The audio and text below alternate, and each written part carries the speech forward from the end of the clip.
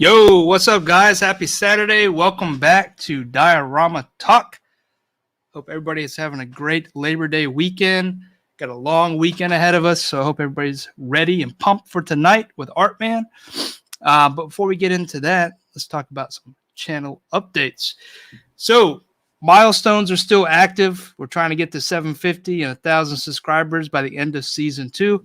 Highly likely we're going to do that, but just some updates. We're at 553 subscribers. So thank you, everybody, for helping, get there and having those numbers go up. I did want to give a little teaser on that first milestone, which is that mystery box of tools. I'm still loading up with tools. Got paintbrushes, got rulers, straight edges. I apparently used something from the box. I'll make sure I put that back in there, whatever that was. Straight edges. Oh, look at this. This is cool. This is a big one. Like T-square and everything like that. Cool stuff. Blades, nippers. Yeah, a whole bunch of stuff for that 750 milestone. Get excited, guys. It's going to happen. So we're going to have a box of tools go out to somebody. We're going to have a 3D printer go out to somebody by the end of Season 2. Hopefully a diorama maker. Hopefully it inspires them to take their building to the next level. I think that's it, guys. I did not fly out to Cali. I saw that question. I did not fly out to Cali. Man, I wanted to be a part of Toy Amigo Con, but with the variant stuff and all that, it's just too risky right now. So most likely, I'll meet up with the enablers and everybody at DCon come November. But anyway, let's get into it. Let's bring in Artman and get into the show for today. Yo, Nico, what's up, man? What's up? Thanks for holding out backstage while I gave those updates. How's it going? Very nervous. Nervous. Once you started the stream, I just started sweating. I don't know what the hell happened. You turn the AC off? Might want to turn the AC off. It's blasting. Yeah. All right, man. We'll try. It's. I don't know if you caught in the shows before, but dude, it's really relaxed. We got only like 16 people in here, so there's really nobody watching. It's just me and you hanging out, talking about customs. But there is one thing I'd like to start the stream out with every week, and that is an elevator speech. That's like a 30-second. Think of it as you're on an elevator trying to pitch yourself to your next boss, and you have to like the 5th floor to pitch yourself. So what's your elevator pitch? Who you are, what you do? Yeah, so I'm Nico, also known as Dima, and I'm a customizer basically. And I make Marvel, DC, Star Wars, basically anything that I think is cool, I'll make. And sometimes it'll be something really wacky. Sometimes it'll be like fan cast stuff, head sculpts, painting, just a good time. That's what I really stand for. Yeah, dude, and you got some fire stuff out there. We were just talking about it backstage, like just going back through it and taking it all in. Like, you see the post, when you post them, but when you go back through and you get a blasting of Artman Customs, it is amazing of just the talent that you have. And I want to get into that. So let's start the show out. First of all, you can see the comments, right? Let's go ahead and Tuesday crew give some shout outs to our friends in the live chat here. Lucky Butters in first today. Pew pew, stab, stab, stab. All right, so we got the Tuesday crew in the house. What's up, Tuesday crew? Chad Kinsler, what's going on? Toy Rinsu, you're never too early. You're right on time. Star Marvel, what's up, dude? What's up? Bat Force Grumps, what's going on? Coming in with the knives. Plastiatico, thanks for joining, toying around. Low self Steve, what's up? Be back in 15 minutes. Cerebral Deep, what's going on? What's going on? Billy Moon, what's up, Billy? What's up, Billy? Toy Malarkey, what's going on? What's going on? Chad Kinsler in the house. Adam Gonzalez, what's up, dude? Dude, you killed it with that Diorama logo. Just straight fire. Fire. Yeah, he's really talented. Talented. Soul Brother, what's going on? Another talented individual drawing for some odious stuff. Doombot 9000, KJ Smith in the house. Maddie Bear, what's going on? Hey, man. All right, guys, Yeah. thank you coming out, joining the show tonight. Join us to talk with Art Man and dive into his artistry a little about him, a little bit about his customs. So let's get into it. You cool if we share your Instagram? Sure, go ahead. All right. Actually, before we do that, let's talk about you a little bit as an artist, and then we'll dive into your current work. So you've been customizing for a while now, right? Yeah, 10 years plus at this point. Yeah. I mean, I've only been good for the last 2, but yeah, about 10 years I've been customizing. That's an interesting statement because it does take a while to get good. Like, you're just not good right out to get. Well, maybe some people are, but it's a skill, right? You have to develop that skill, and you've put a lot of time into it, and it definitely shows in your work. Yeah, and it was definitely a thing where, I was young doing it, right? So I was working on Marvel Universe figures and like using folk art paint from Joann's. So I was obviously getting like, wasn't the highest quality material, so I wasn't going to get really good work. And, just as I grew older, I started realizing, oh, maybe I should get like better paints and better paint brushes and, prep figures and all that. So it's like each year I figured out a new thing, and eventually I got to like the base, where I could really then take the art form to like a new level. So all this stems like figure customization. Obviously, you're a big action figure collector, right? And you've been doing that probably longer than you've been customizing, right? Yeah, I mean, a majority of my life has been, it wasn't collecting when I was a kid. It was just, oh, a toy, and then I did it, But eventually, yeah, it became like a collecting thing, and yeah, that's been, I think, before I could talk, I was holding toys, so that's about how long about how far back it dates in my life. Do you remember some of those early toys, like some of those first inspirations to getting toys? Yeah, so I what was it? Okay, so I grew up like real broke, so my dad would get me these like bootleg Power Rangers from the dollar store. I think it was Power Rangers in Space. That's the design. I think that's the design where it has like the squares. I think that's what it was. So it was the knockoff Black Ranger from Power Rangers in Space, and that was like the one that I remember the farthest back. I don't have it anymore, but that's the one that I remember, like that as my first action figure. Were you into the Power Rangers and stuff? I guess I was at the time. Like, it's weird because I like completely forgot everything about Power Rangers. Yeah. Until Samurai. Power Rangers Samurai was like the Power Rangers that I watched, and that's like blasphemous. Everybody hates that one, but I really like it.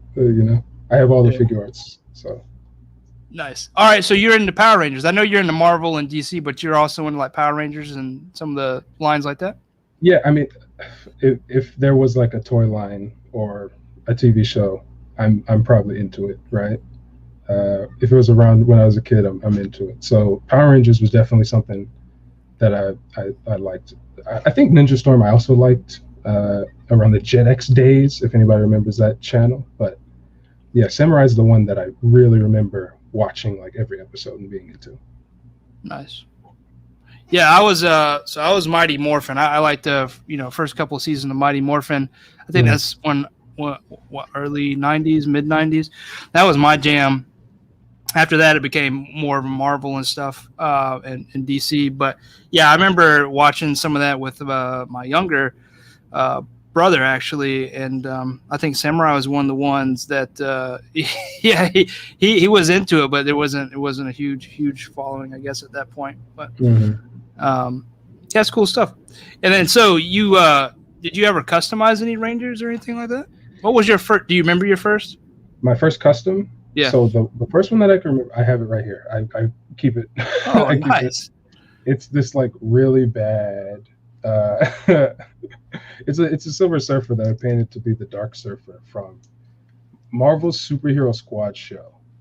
Like it was a Cartoon Network show from way back in the day, and that's how I was able to date like back to 10 years, because I remember when that episode came on, where Silver Surfer got the Infinity Gauntlet and became evil.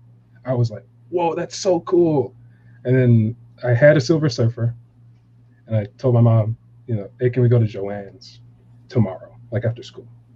And I ran through looking at paints. They didn't have like this dark silver that I was looking for, so I got like a regular folk art silver and then like a shiny black, and I mixed the two, and that's how I got the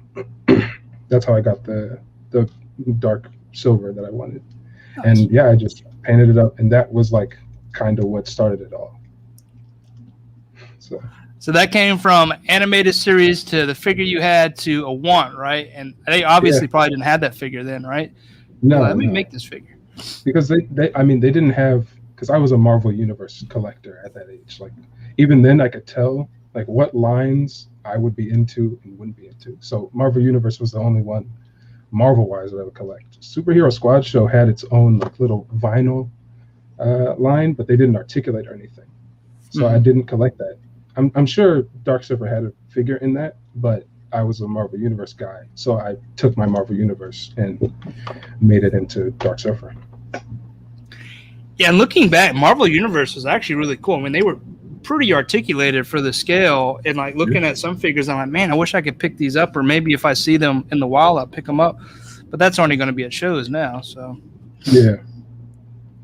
I mean, some of my favorite figures, like to this day, are MUs, and like obviously they're trashed or lost to time, and like I want to backtrack them, but like I still remember it was World War Hulk, Marvel Universe World War Hulk. That was like the biggest deal to me because I loved Hulk, so him being a gladiator with a sword was awesome.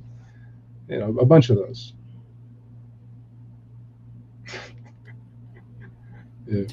Yeah, I think my only Marvel Universe figure is one of the Sentinels, and it came with a Wolverine, Tiger Stripe Wolverine.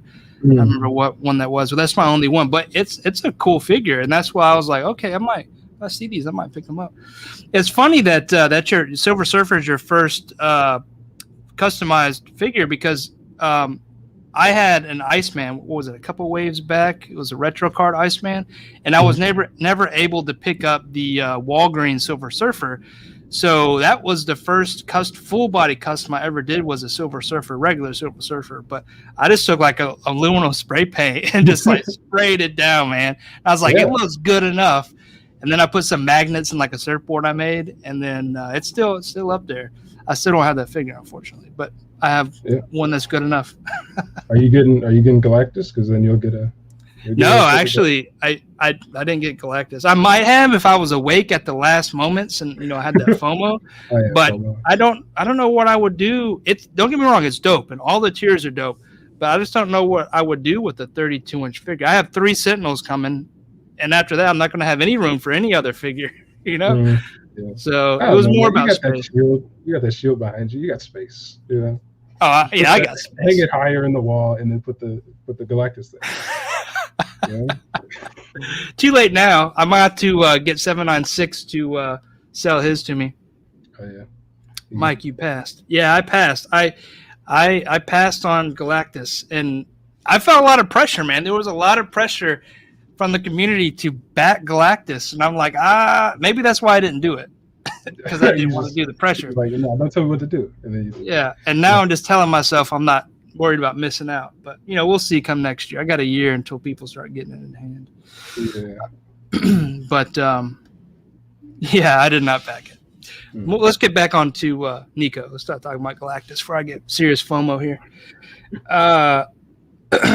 So that was your first action figure. That's dope. And and it's just obviously you've kept working at it for these past 10 years, and you keep, like you said, I don't know if this was backstage, but every year you've tried to advance your skill, and it's definitely shown.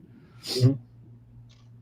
So, let's dive into your Instagram here. Let me share the screen. While you do that, I just want to say, thanks to all the Tuesday Crew guys for rooting me on, because I was super nervous coming on. And they really had my back and kind of galvanized me to be ready for tonight and stuff. Tuesday Crew coming in. Yeah. Cool. All right, let me get to the screen here. Yeah, and I really appreciate coming on, Nico. like I'm a big admirer of your work, and the fact you've been doing this for so long, that's another staple for Diorama Talk. It's got Diorama in the name, but it's all about the artistry, right? Creative background, just doing something creative with your hands or your mind, and you fit the bill. So it was you were one of the people I wanted to bring on the show. So thank you. So you're working on a Red Sun figure, right? Mm-hmm. Yeah. I was looking at this earlier. The belt. Oh, where'd it go? Oh, here it is. It's that one. Second slide. That's cool, man. What are you making that out of? That I 3D modeled and printed it like within 30 minutes last night. Like while I was putting together that picture with the Maui head and stuff. I was like, oh right, I have to print this, and I printed it up because I have the Mars 2. It was really quick, and I just slapped that on. Yeah. That's cool. So I didn't know that. So you're 3D printing, you're modeling your own stuff too? Mm-hmm. Really cool, Yeah. Really cool. A lot of the stuff that I do is like at this point, like 3D modeled because like I had just gotten a hold of like regular sculpting, right? Traditional sculpting. Mm-hmm. And then I bought a 3D printer because it was really cheap and it was like my birthday or something. And then I had to move from, I just figured out traditional sculpting to, all right, now let's start 3D sculpting.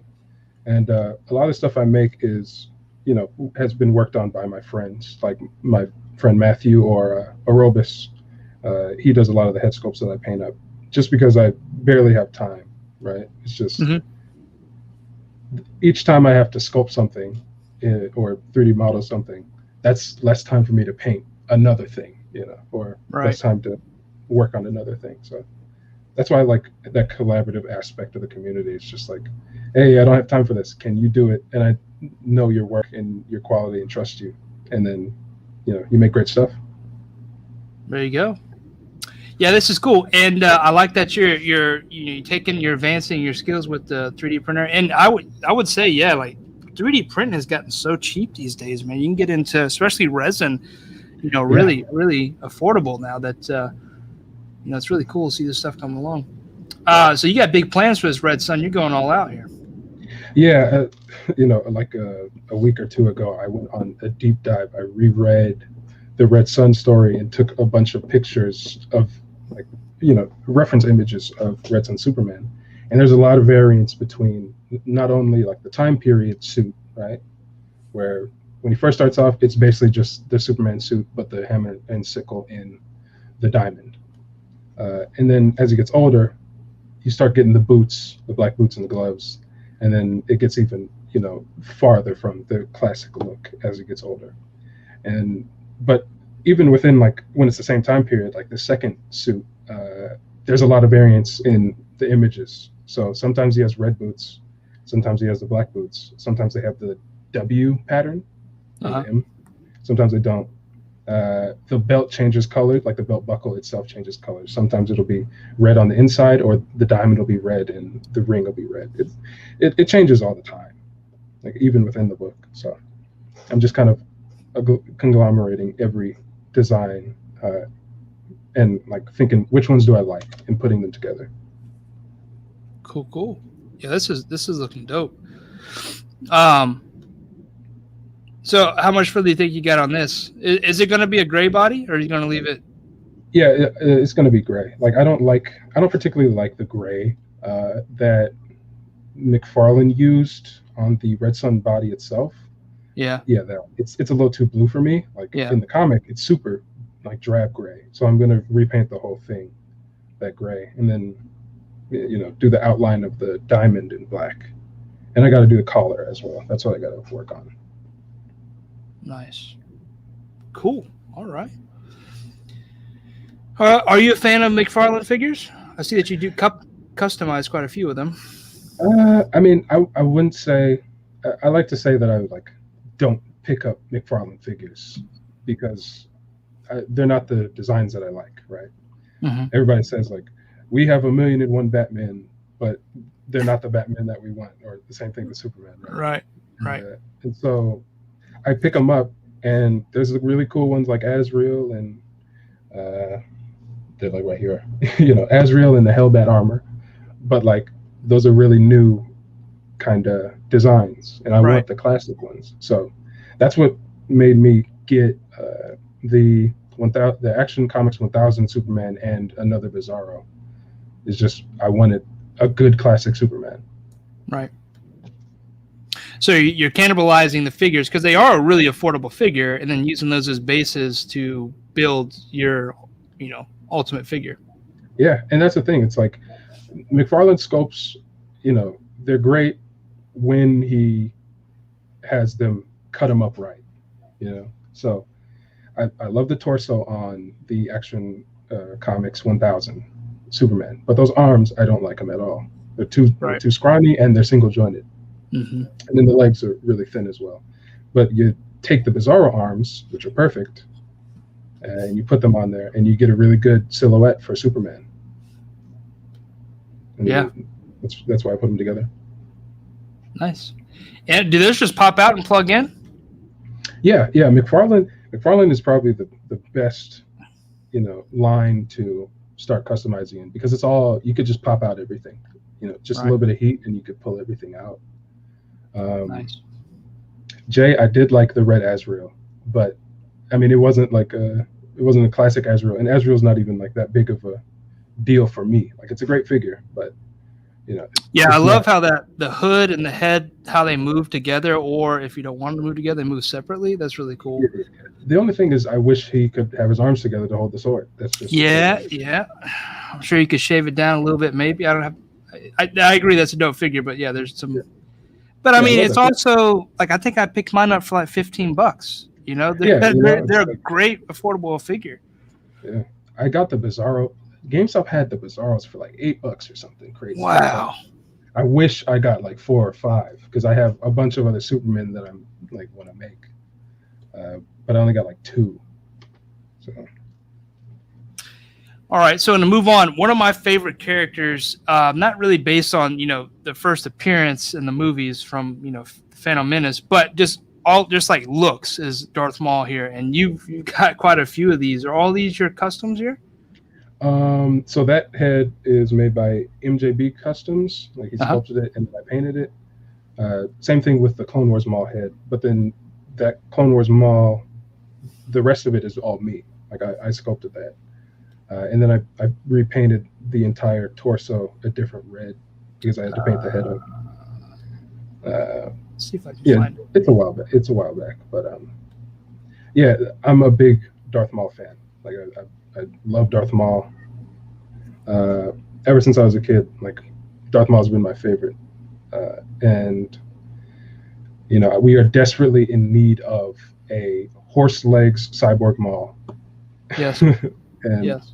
I got tired of waiting, so I just made it myself. Yeah, and I was really looking forward to this.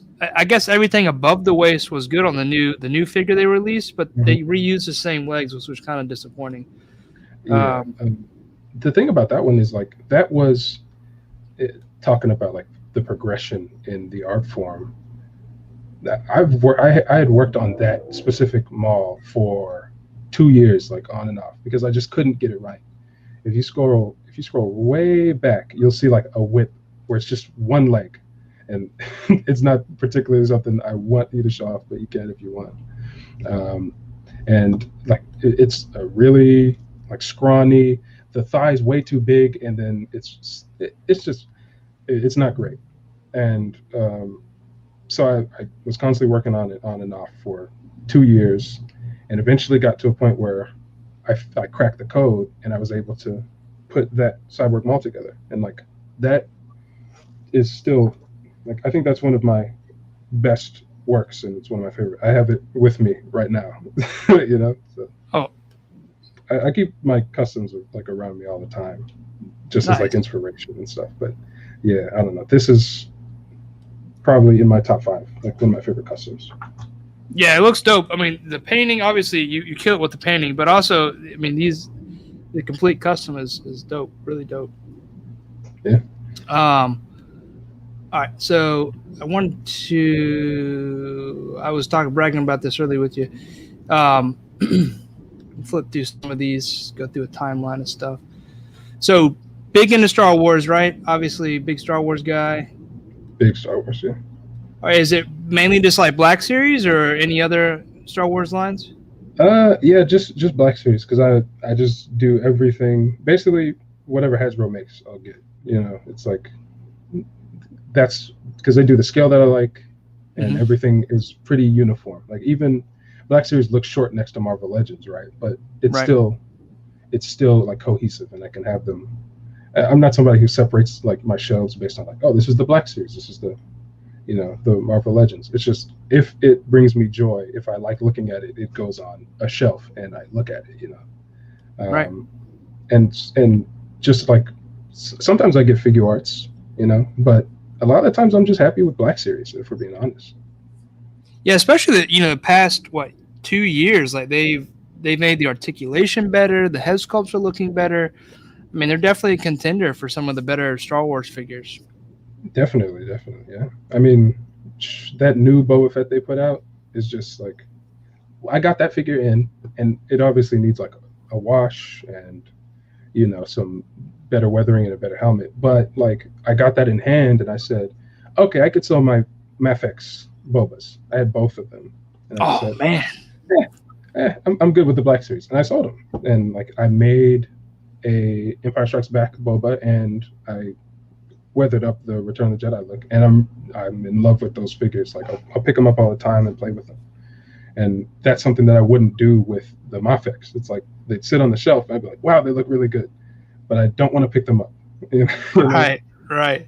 So yeah, those figures are outrageous too. You try to go back and if you try to pick up those figures, the Mafex ones now, you're gonna pay a nice piece to pick those up.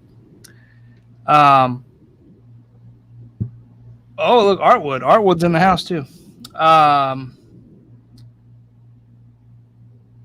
Is this your custom? You painted these?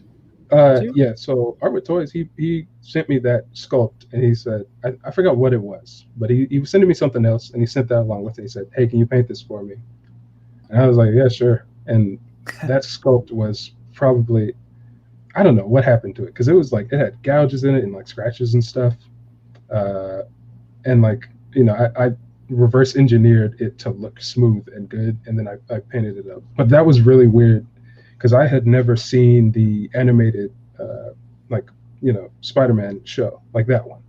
Yeah.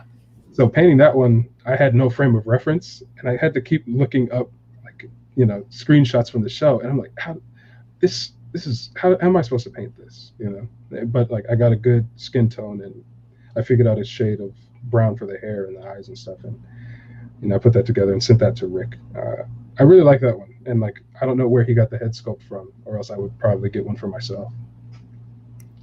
Well, I to me, like, I can tell it's animated. I grew up on animated. That's how I got into Spider-Man. I think it's what led me into the comics, actually. But yeah, it looks really good, really good. And we were talking about this backstage. I like these two. You got a black one and you got a blue one here, and these are really good. And the overall execution is just amazing on these. Yeah, that for those ones, because they have the folds in them, right? It's really easy to get like a good kind of shading on it. Uh-huh. A lot of people in the hobby and in customizing use the zenithal priming method, right? Where you base coat it in black primer, and then you hit it with some gray, and then at a very high angle you hit it with white, and then you get like, basically it's like the light is coming down on the figure. And I don't typically do it because I just don't think it looks good on a lot of things, and it's not really necessary in my opinion on most sculpts. But for something like this where there's a ton of folds and like the eyes are recessed and stuff, like, yeah, that's something that I use the zenithal method on, and I think it looks pretty good when you get it all said and done. You have to check that out. I don't know much about painting, action figures and stuff like that, but it looks dope. I have to try the method. But like, even just like the emblem and around the eyes themselves is so clean, right? Yeah, looks really good. That's something I get asked about a lot, is how I do eyes. And it's like, it's very difficult to explain how you paint the eyes because it's such a small thing on a 6-inch figure. Mm-hmm. And I just can't like I can't find a way to make it look good to take like a picture, because I do my tutorials every once in a while. Like I just haven't found a good way to take pictures and do a tutorial of and explain how to make the iris round. It's like one of those things. Yeah, that could be your hidden or untold story kind of thing. Yeah. Take it to the grave. That's cool. It's cool. Oh, here's some more of your Darth Maul. Oh, so you even did some network, it looks like. Yeah, I sculpted the collar because he has that, Oh, right. the weird, Yep. He has that. And that was really difficult because I had to like pop it out and Dremel, because you want him to have the neck articulation, but you also don't want it to scrape, because I added extra material on there when I sculpted the collar. And so it throws off paint rub and the space in it. So that took time.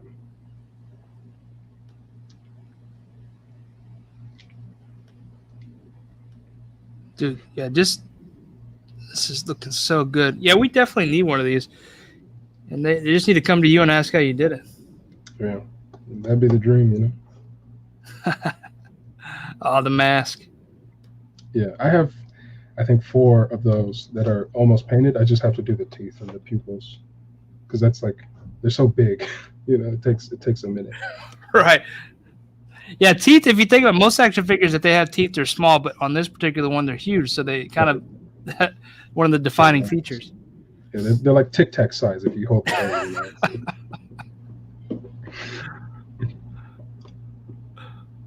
Oh yeah, this is cool. Yeah, those damn Kangs. I've done about. That's like probably the thing I'm most known for. That's like my most like thing both times over. The He Who Remains head and then that Kang head. Uh-huh. Everybody's seen those. Like that's my most popular thing, and a bunch of people have asked me to make some for them. And at the time when I made them, I was out of a job, and so I was just like, sure, I'll do them. And I think at this point I've painted like 115 plus. Wow. Yeah, it's just that's how much interest there was for it. And it all started because I was really hyped after watching Loki's finale, and I went to my buddy Aerobus and I said, hey, can you make me a Jonathan Majors head? And he said, sure. And he did the normal one, which is him as He Who Remains. And then I asked him to do this one, and he did. Wow. Yeah. Great sculpts, great paintwork. And not only, there's 3, there's 3 head sculpts there? 3 different head sculpts? Or is it 2? There's a 2 for that one. Yeah, 2, okay. That's awesome. 150 head. After that, I guess I would get tired. Yeah, definitely painting some heads. It's one of those things where like I'm really proud of what I put out, but now when I look at that, I'm like, I'm exhausted. But I still love it. Yeah, that one. Oh man, it looks so real. The flesh tones are awesome. The eyes are awesome. Mm-hmm. That's one thing like I really strive to do is getting a good flesh tone is already difficult enough, but like getting a good flesh tone on black characters like Kang or the Monica Rambeau that I did, that's like really difficult. And I feel like that's one of the things that I've kind of like, I've made my bones in that area, right? Mm-hmm. And so like that's something that not a lot of people really focus on, but I've done quite a few black characters, and like I get it now, right? There's a certain kind of way you do the wash on the face, or if you do like just straightforward shading, like black skin just absorbs light differently, and so you got to be careful with how you shade. And it's a whole thing, but yeah. Yeah. Do you have any? You said you were doing some tutorials and stuff. It'd be cool to see tutorials on that, knowing that there is some challenges. I need to do one of those. I did one for the like helmeted Kang head, but I need to do one on just like a regular skin. This guy here. Yeah, if you scroll up a little bit, like it's the one where it's just a bunch of the 3D printed heads like in a pile. Yeah, that one. Yeah. And like, I saw this. yeah. And I'm answering some of my questions here. I was going to ask you what kind of paint you're using now. Citadel paints. Yeah. And that's the thing. It's like doing a tutorial it's a lot of work to kind of like slow yourself down in the process. Because I've gotten in the habit, like I could knock out one of these heads in like 30 minutes if I really needed to. But it's hard to, like, when I did this tutorial, it's hard to like slow down and say, okay, let me take a picture of this step and let me explain what I'm doing. And then let me take a picture of this next step, right? And right. It's like, it's very like labor intensive thing when you're mid custom to do. And I'm really glad that people appreciate it, because like when I was coming up in the community, no one really did tutorials on anything. Like there's all but like 3 people I could think of, and the one that inspired me the most, and like to this day I still am like indebted and think like, damn, like is Glenn Webb. Glenn Webb is like the customizer that made Artman Customs. I watched all his videos. He did tutorials and would show you how to do the one that I was really into was the Zemo that he did. And like I tried to recreate that one. That was like my first Marvel Legends custom. Like I had just gotten into the line and I was like, oh, let me make this, let me try and make this along with him. And the sculpt I did was terrible, and like my paints were way too thick and just a whole bunch of stuff. But it was really, really like it was really important to get that, like to have that video that I could watch, and like he explains it, like he explains what he does. Even if I couldn't do it right, he explained how to do it, and I was able to replicate it to the best of my ability at the time. And like, nice. Like he did that so much, and he even like I would comment on his videos. If you go back on that Zemo video, you could probably find a comment from like me, and I say like, oh, I tried this, blah blah blah, and he's like, oh wow, you know what I'm saying, like congratulations and stuff, and welcome to the fold. And that was like the biggest deal. I came up on the figure realm, like the figure realm era was where I was from, right? And Glenn Webb was like a pillar of that. So it's always, I'll always miss him, and there's always going to be appreciation for what he put out in the universe, and I just kind of try and pay that forward with my tutorials. Yes, that's awesome. So I do apologize for the chat. Why I'm sharing, I can't really see the comments as well as normal. But we'll get through a couple more customs, some that I wanted to call out, just because they strike me. And this is one of them. And this is your painting head sculpts from Casting Cave, right? But just dude, this is amazing work. So realistic. The flesh tones, like we talked about earlier, like you got flesh tones down good, great, really. The washes in the hair, just beautiful. The eyes, my God, like. Yeah, that one, it's like that one's always weird to look at, because it like holding it in person, it makes me uncomfortable because I'm like, I did too good on this one, like it looks weird to hold this little Alec Guinness, and so like I don't display it with that head. I'll take it out every once in a while, but that one I'd say that's like probably my best like painted head sculpt by far. There's also the Dooku, but like that Alec Guinness one is crazy. Yeah, great job. Yeah, that one just when I was going through, I recalled and I was like, oh my God, that's so awesome. Oh, you also did one of these. Full that took a full chest repaint, right? Because the stripes were already painted wrong on the red, right? And then you had to add in the white. Yeah, that one. Yeah, and that was like I think that was my first tutorial, and because I did it and people asked me how to do it, and I just thought it was like a really straightforward kind of thing, right? But I've been doing this for a long time, and even without like knowing it, I'm doing a lot that people wouldn't really think of. Like you sand the chest stripes so that you get good the paint adheres better, and then you Right. wash it. Like that's stuff that people don't really talk about too much. And then like giving exact mixes of and like names of the paints that I use. Like it's all kind of like second nature to me to like look at a thing and be like, okay, this is all I need to do, you know. But like not everyone who's trying to enter the realm really has that frame of reference, and so I try to kind of talk about it and explain it in like a thorough way so that they can figure it out and not only like see how to do it but think, oh, that's like really easy, I could do that, because that's what I want people to do at the end of the day, you know. Oh, you even removed the red stripes on the body. I'm just now seeing that. Yeah, you did. Mm-hmm. Yeah, nice. Yeah, killer job. There's no doubt that you're dripping with talent when it comes to the action figure customization. Well, I'm gonna stop sharing here, and I want to dive into a few more things. But I can get I can't even see you when I'm sharing, so it's more like I'm doing a podcast. So I'm gonna stop sharing, and then we can get back into more of a conversation here. There we go. That's better. I can see the chat again. What's up, chat? Sorry about that, but I'm sure you enjoyed that awesome work from Nico. Thanks for letting us deep dive into that, Nico. Mm-hmm. And sorry for being a bit of a windbag. I can go on a lot.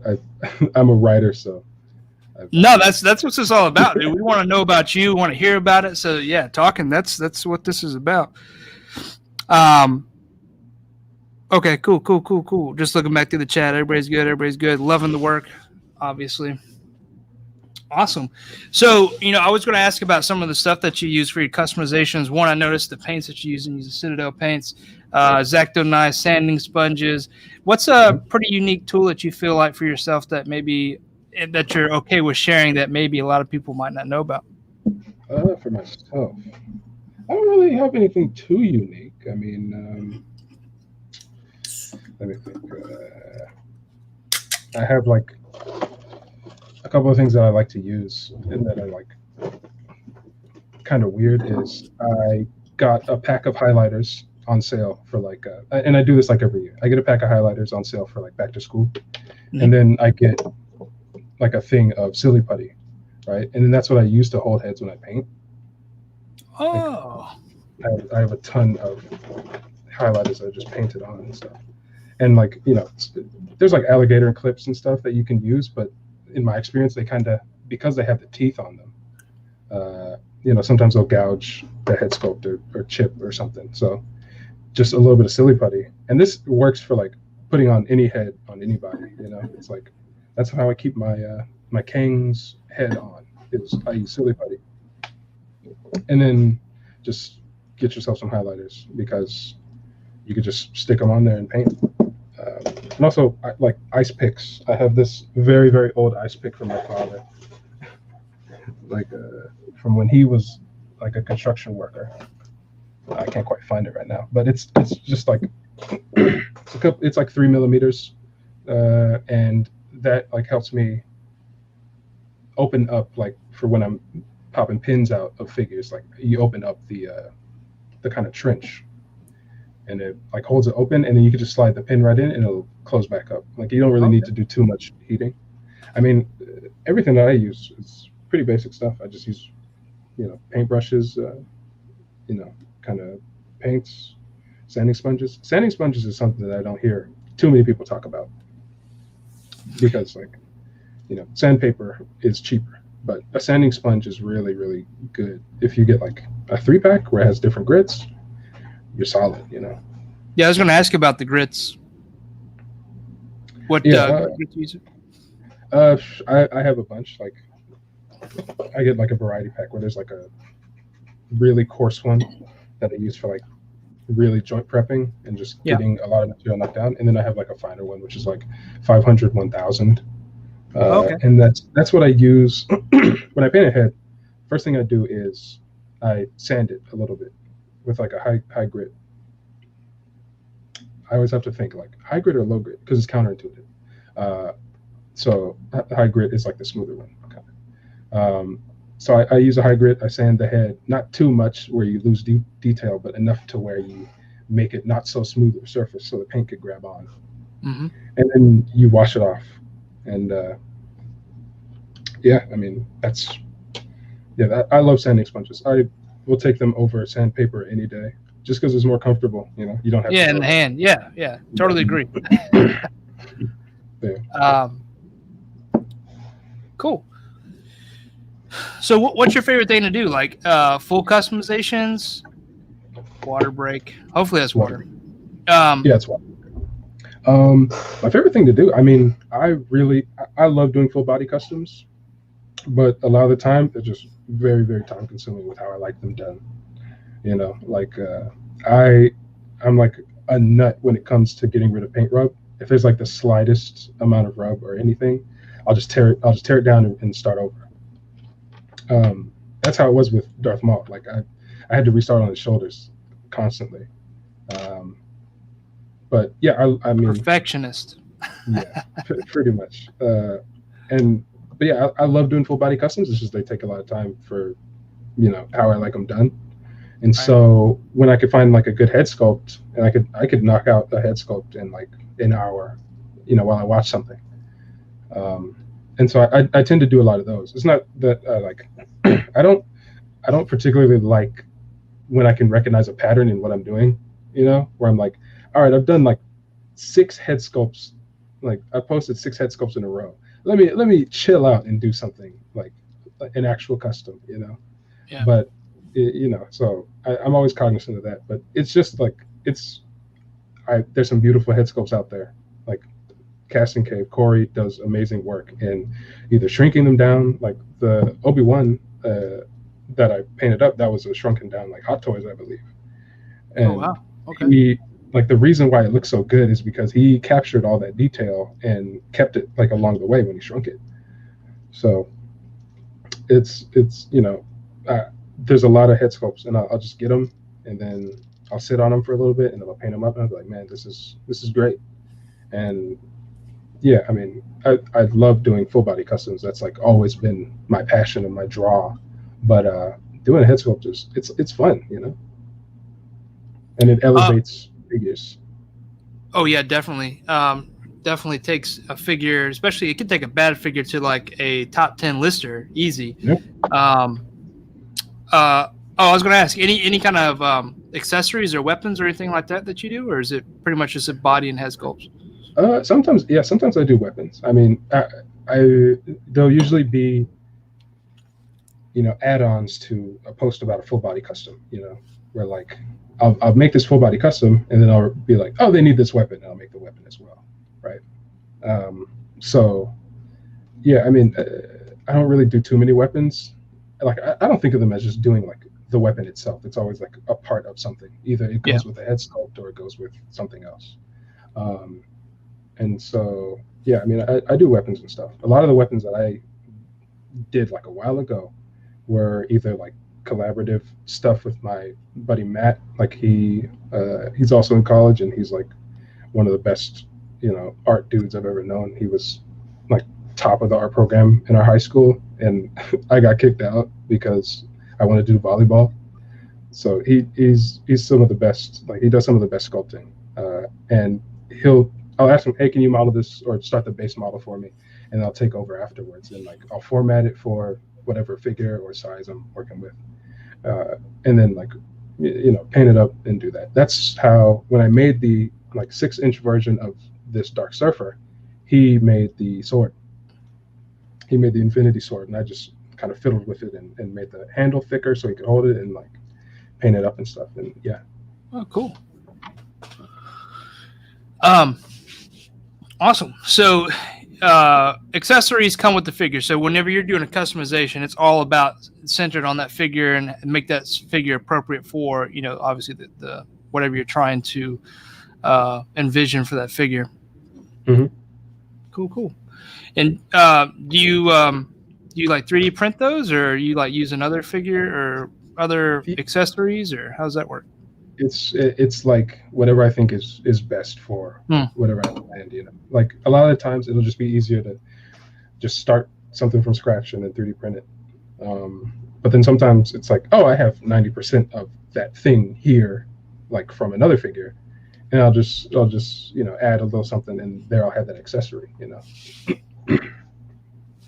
Nice. Yeah. Why reinvent something if it's already available to you, right? Yeah. Cool.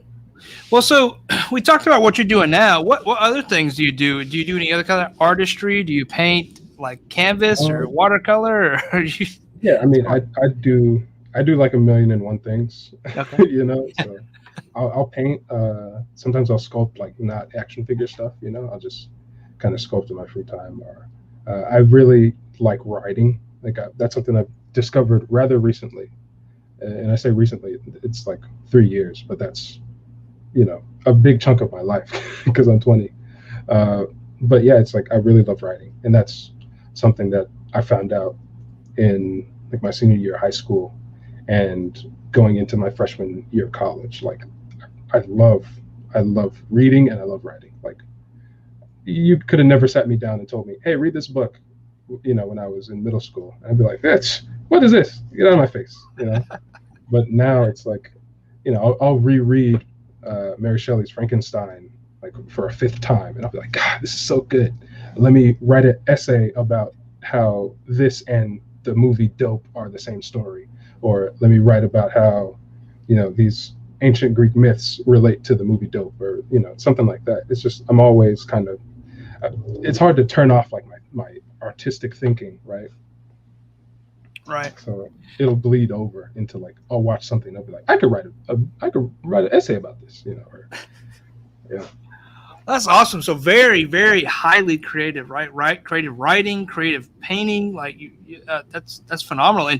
And you're not to harp on age, but you're at a point like you could do almost anything. Do you know what you're leaning towards? Like, are you wanting to do the writing stuff? Are you wanting to stay in the action figure realm? Or I mean, the dream is to stay in the action figure realm, right? Like my whenever I tell somebody like about my Instagram page and like what I do with action figures, everybody's like, oh, so you want to work in the industry? And I'm like, yeah, like that'd be the dream, right? But it's just one of those things where I don't know how to get that ball started or get that ball rolling. I know people, like I know Adam, and like, but I'm not gonna go to him and be like, hey bro, can I get an internship at Gentle Giant? Or it's right. It's just I just kind of do my thing. But what I've had like 16 dreams in the last 2 years. Like I'm still figuring it out. And I'm always figuring it out. And that's cool though. That's awesome. I mean, I don't think you're supposed to know, right? You kind of, I mean, at some point you just do what you love, right? And it seems like that's what you're doing. Yeah, and like right now, the idea, and so like in senior year, I was gonna go to West Point. That was like that was the thing. I was gonna go to West Point. I was just gonna be an officer for however many years of my life, and then I'm gonna get out and then do whatever I want. Some stuff got in the way of that, and then I like really got hit hard with, oh shit, I don't know what to do. I don't know what I want to do. Like I'm not a person, And so going into that freshman year of college, going to Santa Barbara where everybody parties, but it's also like one of the hardest schools to keep up with. It's like, I'm just figuring everything out. And, but now at this point, I'm like, I want to be an English teacher, like or I could do algebra, but English teacher is like the goal for like senior high school students. That's what I want to do. Cool. And I don't know if this is open, but you're kind of doing something along those lines now, right? You're kind of prepping yourself for that future kind of thing. Yeah, I just got a job as a TA at a local school. And it's like, it's a hassle because they're middle school, high schoolers. But it's like, yeah, this is what I want to do. That's awesome. And that's just paving the way for the next generation. And it's not so much the same as what I'm doing here, but what I want and hope, Diorama Talk is something, for the next generation of artists, not just diorama artists, but artists to come and, see what we're doing today and hopefully learn from that. So that's very cool. I like that. Mm-hmm. So you were mentioning sculpting earlier, and there were some questions from Maddie Bear asking, do you take rest whenever you're sculpting and painting and stuff? Yeah. So the thing about that is like I'm very bad at kind of regulating myself on how much work I do, and so like I posted about it like last week. Like I messed up my shoulder because I've been doing so much painting, like painting all those Kang heads. Just Right. because like I wasn't working, so I was painting those heads for like 8 hours a day, about the amount of time that I would be working, and then I wouldn't take a break. I just work on something else for myself, And so I've done that so much that like I ended up kind of messing up my shoulder.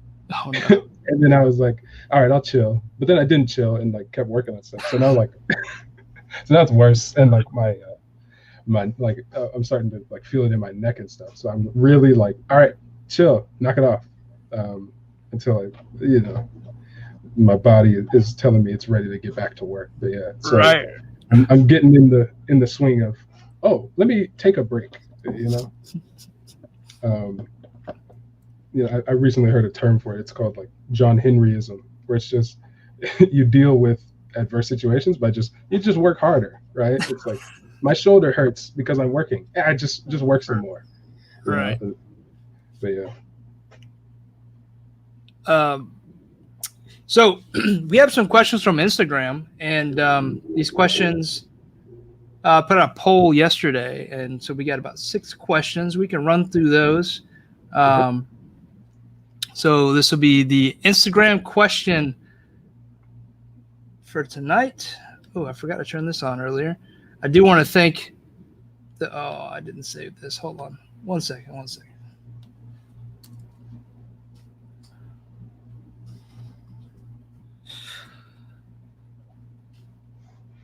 I didn't hit save. Here we go. Have that spinning. All right. Instagram questions. So we got Star Marvel. Thank you again for questions. We got Bendy Webs, Diorama Boy, and Dio-Romo. So the first one's going to come from Dio-Romo. What inspires you for your creations? I mean, I get inspiration from a million different places, right? So I try to read comics like every couple of nights, just because I have a huge pile from years of going to the comic book store and then not reading like my whole stack before the next week starts, So it's like this thick, like, and I'm constantly pulling ones off, but then I'll buy like a trade and then I'll put that on top and I have to read that. And so I'll read comics like every couple of nights, even if it's just like an issue or a couple pages. Like even if I don't get an idea from like the thing I'm reading, like if I'm reading a Star Wars comic and I don't get particularly like a Star Wars idea, it'll still give me something to chew on. And it's like taking in a bunch of stuff, right? So I'll watch a movie, I'll watch some TV shows, I'll watch YouTube, I'll read, I'll look at other people's work. Like I get a lot of inspiration from my peers, where I'll see like Flashpoint Customs. I'm like, damn, that's a really good Batman, or damn, that's a really good blah blah blah. Just a bunch of people in the community, like they do great work, and I think like I never think I could do that better. I think like I could do like my own spin on that, or I can do my own kind of thing with this concept. Mm-hmm. And so it's always like, even if you're not directly getting inspiration on, I'm going to do this because I saw this, it's like, you're always gaining something. And it's an idea that I think a lot about from Walter Mosley. He's a writer that I'm a really big fan of. He says, do something every day, like do your creative thing every day. And then, the next day you'll have creativity like bubbling out from your mind that, you don't know where, like it wasn't there yesterday. You don't know where it came from, but it's there now and you capitalize on it. And you do that every day, And so I very much subscribe to that idea. And like, that's why I constantly am making and doing stuff. Awesome.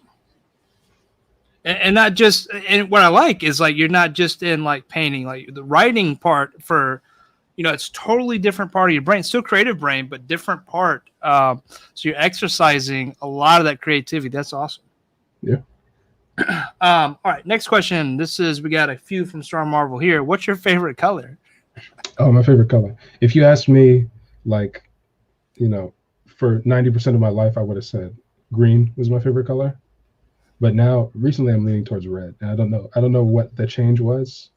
Yeah, red and green, I have always been like some of the most dynamic colors for me. Black and red with Maul, and like my Mando in the illustration in the background, uh, drawn by Ola Vey, very great artist and very kind soul. She's great. Uh, it's like I love black and red. Black and red is like my thing. If you have a picture of me from high school, I have a red top and like black pants. It's always what I look like. But green, I really love green because it's like that contrast. It's the flip side of red, and I love the idea of you take a green thing and you make it red, or you take a red thing and you make it green. Like another one of my earliest customs was I had an extra Darth Maul. I got an extra Darth Maul for Christmas. So like my mom got me one, and then my auntie got me a Darth Maul. Like I forgot what the line was back in the day, the 3 3/4 inch Star Wars line. And so one of them, I just said, what if Maul was a Jedi? And so I painted the robes that were black. I painted them a light brown, basically like Qui-Gon Jinn's robes. And then I took the head and I was like green and white. And so I tried to recreate the Maul pattern with green and white. And like that's something that I want to revisit, but it's also like, that's dumb. Like his skin is red, like his skin is red and his tattoos are black. Like, how would that work? But I still want to revisit it just because like it's one of those things where I want to redo the things that I've done as a kid and have them now, like with my skills and my scale. Yeah, well, that'd be dope. And I don't know. I want to see that. I think that'd be cool. The color contrast would be cool. So I'll be looking for that post one day. Mm-hmm. Yeah, James Figs, it definitely wasn't Kenner. I'm too young for Kenner. It was definitely Hasbro. I forgot what it was called though, but it was the Clone Wars line. It was that. Yeah, I don't remember that one. All right, the next one comes from Star Marvel. What method do you use to sand away paint rubs? I think you might already answer this, right? The sanding sponges? Yeah, sanding sponges. Also a Dremel. I mean, a Dremel makes it really easy, but you got to be very careful. You gotta know your machine, right? Like, it took me a long time to understand, like, exactly how much material a drum could take off, and like how much my Dremel could take off versus another Dremel. And I've used the same Dremel for like, I don't know, 5 years or something. It's still like, Dremel's a great company. If you need a rotary tool, go with Dremel. Sponsor me. It's a nice sponsor, Dremel. Yeah, Dremel. But yeah, I mean, you got to know your machines, because if you don't really know how fast it'll spin with a certain attachment, you can end up wrecking like a whole project. And I've done that before, where it was the Batman, I think it was Last Night on Earth, Omega Batman or whatever. And I had got a new drill bit, and I was trying to just increase range on the torso. So I was taking material off from the inner torso, and like the way, like because of the teeth on the bit and like the speed of my Dremel, I just wasn't used to it. And so it literally rode from the inside of the torso to the outside, and like it just shredded the entire pattern. I was like, oh well, there goes that project. And I just threw it in the whip pile. Eventually lesson learned. Yeah, eventually I'll get to resculpt it. But like, you gotta if you're gonna have a Dremel, you gotta know, you gotta understand how your tool works. But if you don't have one, sanding sponge, high grit for like when you really have to take off material, and then to smooth it out, 500, 1000. Oh, there you go. Low grit. Dang it. I did it. Yeah. So get like a 100 if you really want to take off material. But yeah. All right. Another one from Star Marvel here. Have you ever tried GW contrast paints? I keep seeing them and I want to try them, but like I have a lane with my Games Workshop. Like I just get the bases and the layers, and I have a couple of technicals, but I haven't really messed with the contrast too much. And I tend to stick with like Citadel and Vallejo. Vallejo I've started like toying with very recently, like in the last 6 months or something. I like what I see from Vallejo, and like they'll have colors that I can't really get with Games Workshop, and their varnish is great. Their mecha varnishes, amazing. Like you get matte, gloss, and satin, and you're covered for everything. You could brush them on, or if you have an airbrush, even better. Yeah, they make great stuff. And the reason people always ask me like why I use Citadel and not like Model Masters, rest in peace, uh, or like another kind of paint brand, it's literally just because I watched Glenn Webb's videos, and he would use Games Workshop Citadel paints, and like I don't know, they've treated me right this whole time, so I kind of stand by him and stuff. The only thing they've ever done is they switched from ceramite white to Corax white, and that was like it was like oh no, because it's a completely different white, and like I'm like damn, they threw off the whole game. And now those pots for ceramite white are like $50 if you want one, and they're gonna be chunky. Oh, wow. It's like older paints. Yeah. So that made me think of a question I meant to ask earlier. When you're doing your heads, are you using an airbrush, or is it all hand painted? It's a toss up, really. Like it's a 50-50. So on the on like the Obi-Wan head and the Count Dooku head, those were hand painted, like with a brush. But if you look at my tutorial for the Kang with the helmet, those are airbrush, like mostly. Sometimes it's just like a speed thing, where if I want to get a couple done at a time, I'll just do an airbrush. But it's basically like I only really use the airbrush to base coat, and then I do the like shading. Either like I'll do the shading by hand most of the time, and then you have to do the finer details by hand, like with a paintbrush. Gotcha. So, yeah. I don't know why my camera blipped out. Give me 1 second. I don't know if I unplugged it or something. I'll be right back. Yeah. All right. Looks like you're back, but yeah. Yeah, I just want to make sure I can still hear you. What's up, chat? You guys got any questions? I'll try to pay a little bit more attention and answer some of those as well. Yeah, we'll go back to chat. We'll go back to the questions. We're almost done with the Instagram questions, and then we'll get back on you guys. All right, this one's going to come from Bendy Webbs. Thanks, Bendy Webbs. Hey, Nico, what's your favorite custom you've done? This is always my least favorite question, because it's like it's cliche, but it's like, how do I pick between my children? I don't know. Probably it might be that mall, just because it was like me conquering a mountain. It's something that took me a very long time to get right, and when I got it right, I really got it right, and I was really happy with the product. And like something, a lot of times I'll finish a custom and I'll be like, ooh, I got to go back and do this later on. But that mall was the first one in a long time where I'm like, nah, this is good to go. Yeah, mall is probably my favorite.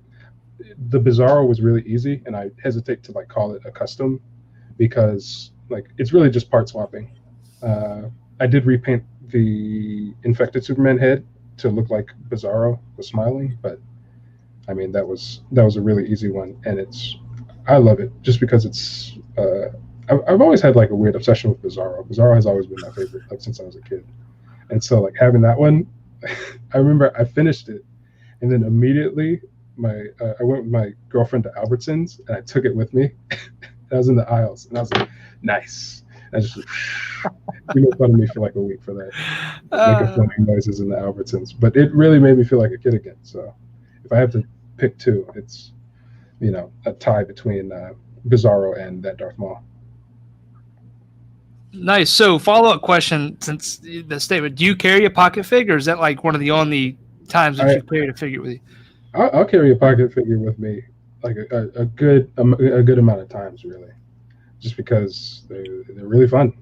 I mean, and I get figures that I love, right? It's like I never get a figure where I'm like, I don't know about this one. That's a lie. I definitely do that, but I try to limit it. So I will, like I'll take Snake Eyes with me, the Commando Snake Eyes, or I'll take, Bo-Katan with me or Boba Fett with me, like going places. I drove all the way to Frankenson's, hung out with the guys for like 40 minutes, and then drove all the way back. And I brought, today? yeah. And because I was really mad at Adam, I was just like, the day that I had to go on, the live, you guys are having this meetup. Like I was able to, I was able to go down there and say what's up to everybody. But I had a pocket figure with me. Yeah, like I bring him. Sometimes I brought him to work when I was working at my last job, and yeah, I mean, pocket figures are fun. Dang, Jay we should is like talk- a pioneer of pocket figs. Yeah, that's why I brought it up. But yeah, I saw him in the chat. I was going to wonder if you carried one today with you. Yeah, I did. The Commando Snake Eyes. Commando Snake Eyes. I was actually trying to make it out to Cali for the Toy Amigos Con, but with the COVID numbers, just wasn't possible. That would have been cool. We could have did a live together or something. I mean, yeah, that would have been cool. But the only reason I went out is because it's very close to where I live in LA. Like, very close, as in it's an hour away, and it'll only really take me like an hour 40 to get there because of traffic. An hour, like 2 hours is close in LA. Like, but yeah, like it was a good time. Like, it was really easy, and I was able to just get in, say hi to the guys, bump fists, look at a couple booths, and then dip out to be ready for this. Do you pick up any figs? No, I didn't pick up any because I had got like, this camera is really, really decent. I bought this for the live because the camera on this laptop is absolutely atrocious. It's like the worst. So I was like, if I'm gonna be on this live, let me get a decent camera. So I spent like, a nice little chunk of change at Target and got myself a little webcam. Another pocket fig was I went and saw Shang-Chi, and I brought the figure. I brought the movie figure with me, and because I'm like, I gotta support this movie because I love, I love Shang-Chi in the comics, and I'm really a big fan of Simu Liu from like Kim's Convenience and stuff. So I was like, I gotta support this movie. So what I did was I picked like a really early time because I had the day off yesterday. And then because it was such an early time, the tickets were really cheap. They were like $10 or something. Mm-hmm. As opposed to if I got like the next show, it would have been 16 for a ticket. So I was like, you know what? Screw it. And I bought 3 tickets to keep people away from me. So I was like, this one, and this one. So I sat in the middle, and then I bought those 2 seats so that nobody would sit next to me. And so I just had a bubble where nobody was, eating popcorn or whatever while I was watching the movie. It was nice. Smacking next to you. Yeah. I was enveloped in the movie. I was like, yes. Look at those people bumping elbows. Right. And theaters are already small anyway. So yeah, I've not been to a theater in so long. I bet that was cool. Is that the first one you've seen in theater in a while? First one in a long time. I mean, I was never a movie person even before the pandemic. Mm-hmm. Like I didn't even watch like Rogue One. I didn't watch Rogue One in theaters, even though that was like the first like big Star Wars thing in a long time. Like when it was coming out, like I was just like, I'll watch it on the replay, and I do that all the time. Like I don't really watch movies in the theater, but I make rare exceptions, like Black Panther and Endgame, yada yada. You brought up Rogue One. Is that one of your favorite Star Wars movies? Rogue One is something that I had to kind of learn to love. It was weird because when it first came out, I was just like, why do I care? Like, why do I care about how they got the Death Star plans? Mm-hmm. It's like they got them and then they blew up the Death Star. That's the end. Like, and I knew like, oh, these characters are gonna die. Like, why? What's the point? But so I watched it like at home, like months after it came out. And like I already knew everything about it, and I was like, it was okay, but like in everybody talks about like the Darth Vader scene, wow, and stuff. and then it seems cool, but like it didn't really stick to my bones, you know, like it wasn't really substantive. And then I watched The Last Jedi, and I wasn't the biggest fan of it, and so like I was doing a rewatch of all the other Star Wars movies, and I went back to Rogue One, and I just like, oh, there's some stuff here, and I liked so much of it. Like I liked it so much. This is how you know that I like something is I'll like want to tear it to shreds. I liked it so much that I thought I can make an edit of Rogue One and like get rid of all these things that I don't like because they're all superfluous, and then just like stitch the movie back together, and you have really like a way better Rogue One. And so I did that, and like with my rudimentary editing skills between college courses, you know, but that like I really like Rogue One now, and like I'll watch my version a lot. You know. Yeah.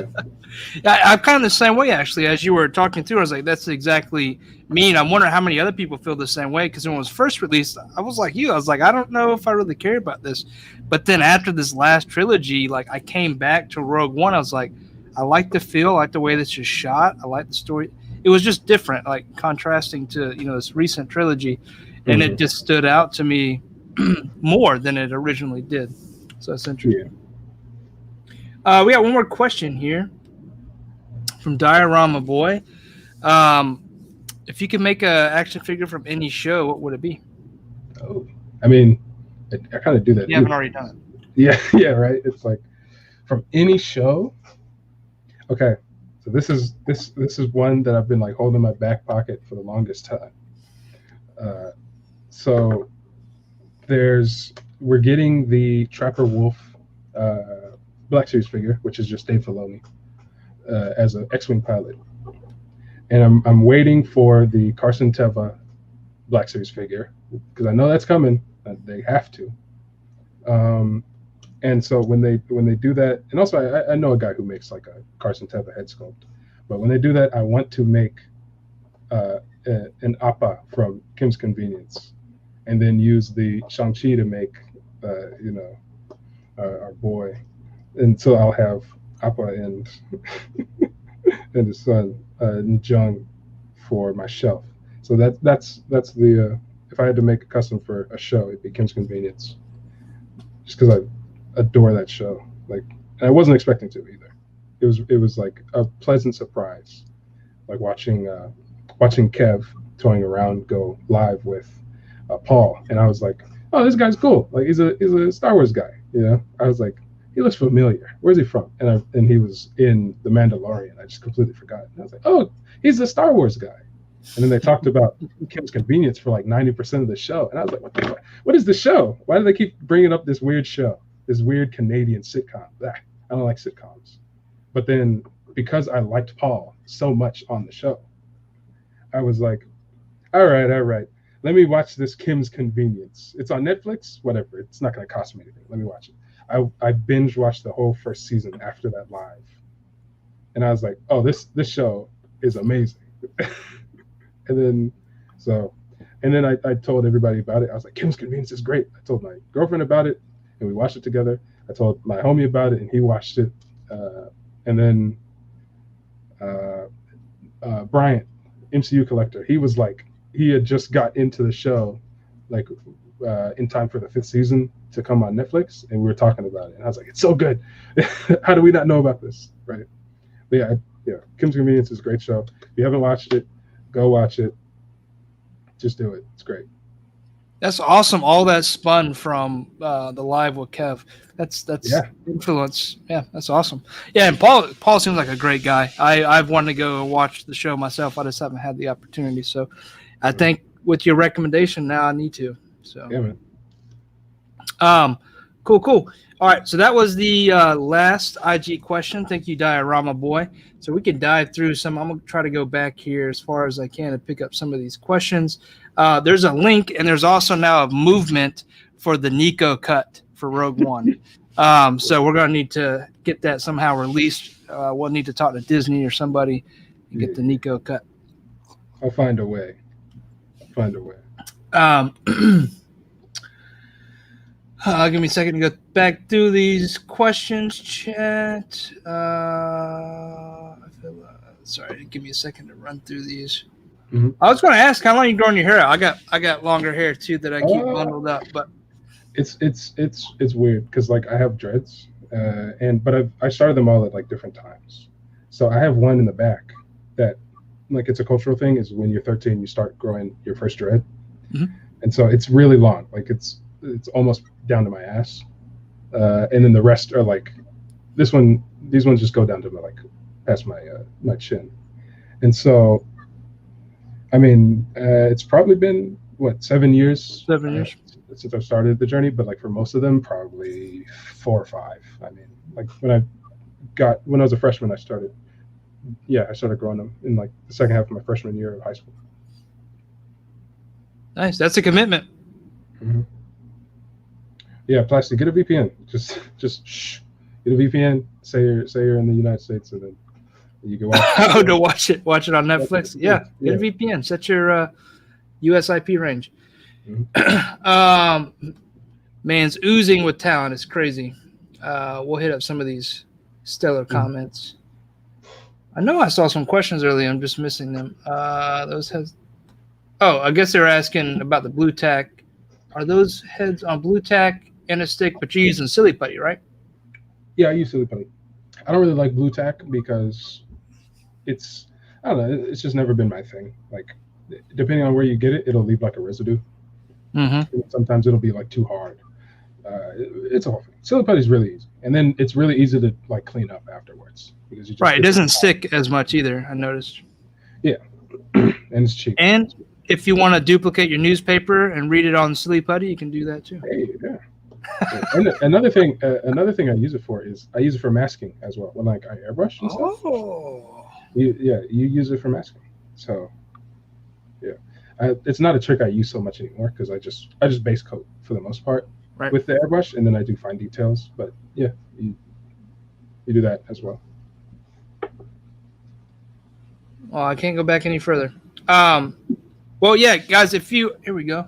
Oh, how long have you been growing the beard game? Since my son was born, so about 4 years. But I trim it. I don't really want a super long beard. I pull on it.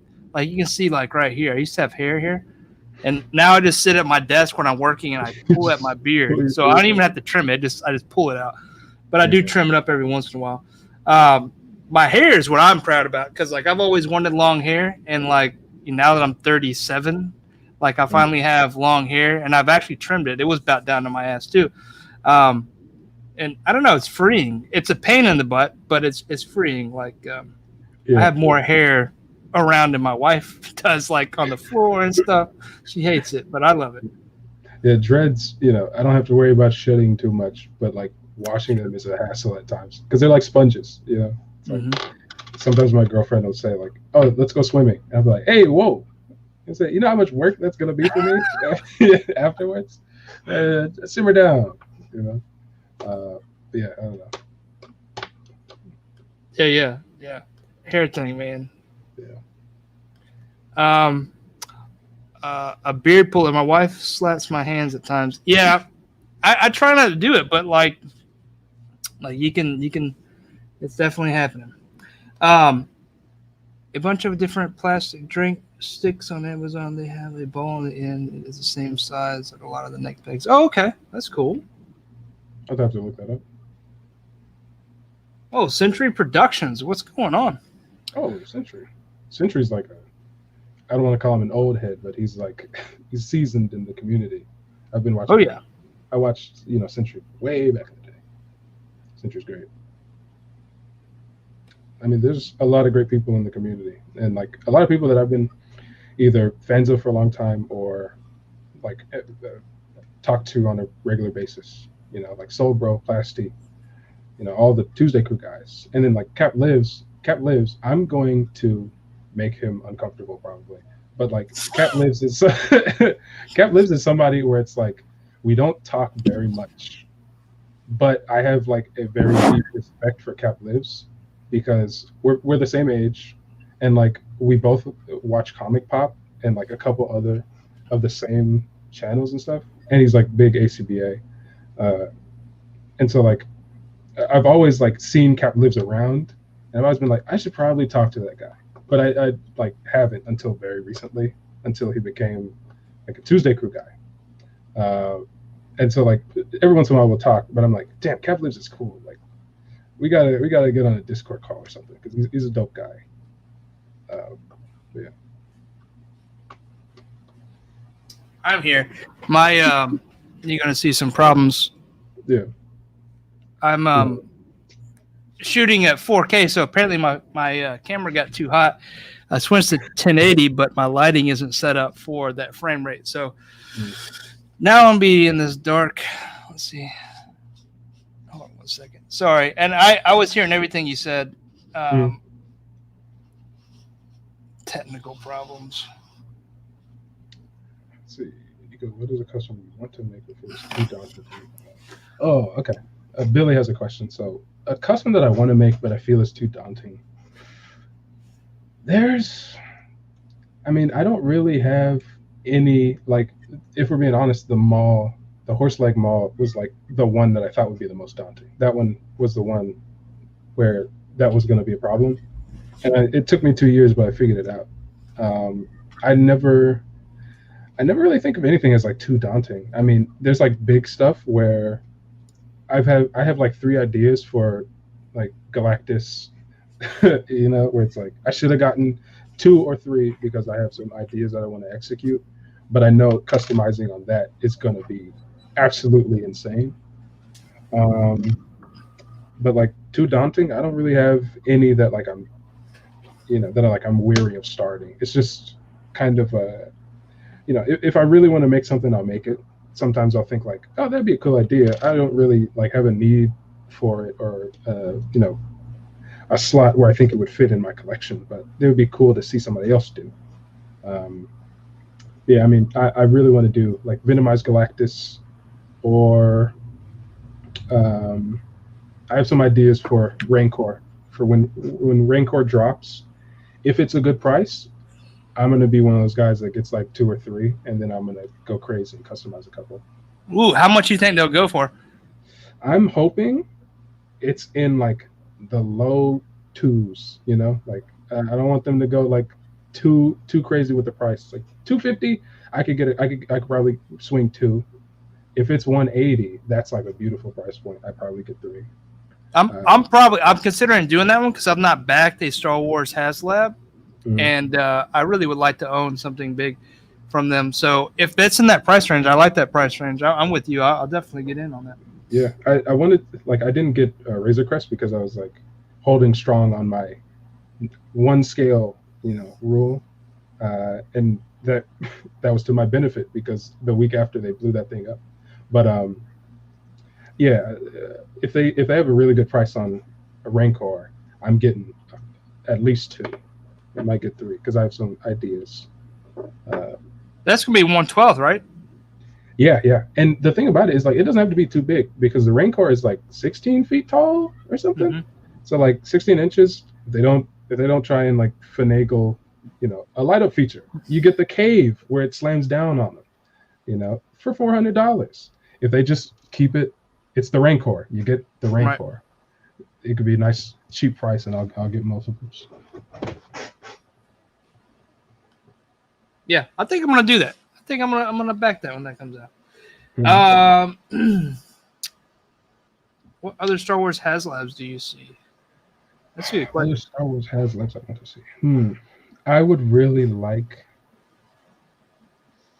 I mean, like, ships is going to be difficult, especially for my scale. Ships would be difficult. So you'd have to get like either some of the like smaller kind of vehicles or just beasts and stuff. It'd be cool if they do cockpits of vehicles, like cockpit of the Millennium Falcon. That'd be cool. Yeah, the Millennium Falcon, or the gunner seat too. If they do, that'd be cool. Seat, I'd be down for that. You could do that with a couple ships. I mean, but what I really, and they're not going to do this, but like what I'd really like is if they just did like a army builder HasLab, where they do it. The dream is like 501st HasLab. You get Dogma. You get you get all the named clones and their unique paint jobs, and you get like phase 1s and phase 2s, right? in one like big pack. So like you get like 15, 20 figures for a pretty decent price all in one go. And like they wouldn't do that because they could just sell those figures individually. But like that would be really sick if we could get like everyone from the 501st in like one fell swoop. I'd be super down with that. And that'd be a big probably backing too, because it'd be army builders, like you'd be buying multiples. Yeah, that'd be dope. It's a good idea. Mm-hmm.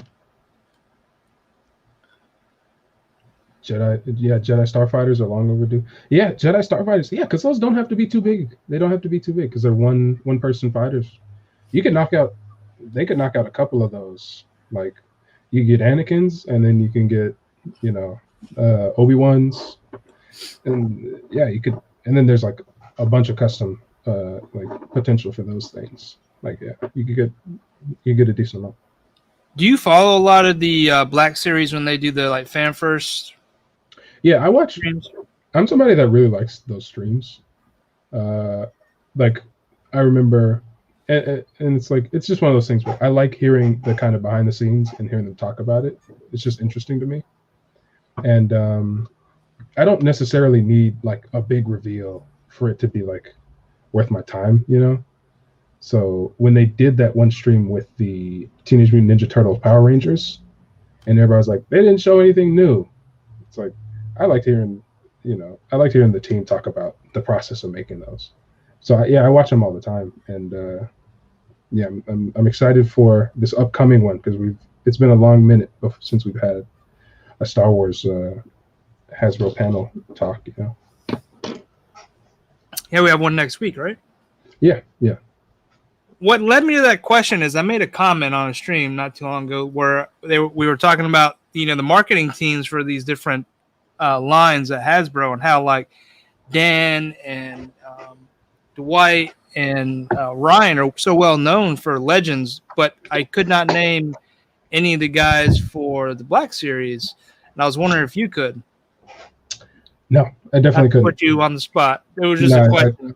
I definitely couldn't. I mean, but that's like Dan, Dwight, and Ryan they're like the trifecta, like right.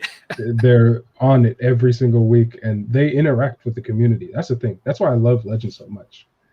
Yeah. They make decent figures, and sometimes they really hit it out of the park. But it's just the community aspect of Legends. It makes me want to go out and buy like the figures that I don't really care too much about, because I know like, okay, this figure, like they had to throw this one in because this was the easy reuse one that gets us the next great sculpt, but with the Black Series team, like I don't really know any of those people, and I've never really seen them, talk with anyone, like the first time I really heard anything from them was when they leaked the Rancor in that one podcast, and I was like, oh, that guy's fired, like don't need to know his name anyway. He's gone. Yeah, but yeah, I mean, the Hasbro team, they're a whole different ballpark, I mean, Dan goes on, the Unparalleled Universe Live, and we're talking about like, Drake and a bunch of other people. But yeah, those guys are great. Yeah, that's cool. Yeah, I definitely like how they're part of the community. But now I'm going to make it a point to figure out the panel or the folks for Black Series because I'm going to know their names by next week. Yeah, they got to interact more. Jing and Eric.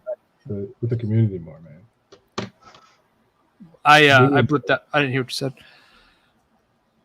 Oh, they just got to interact with the community a little bit more. And then, yeah.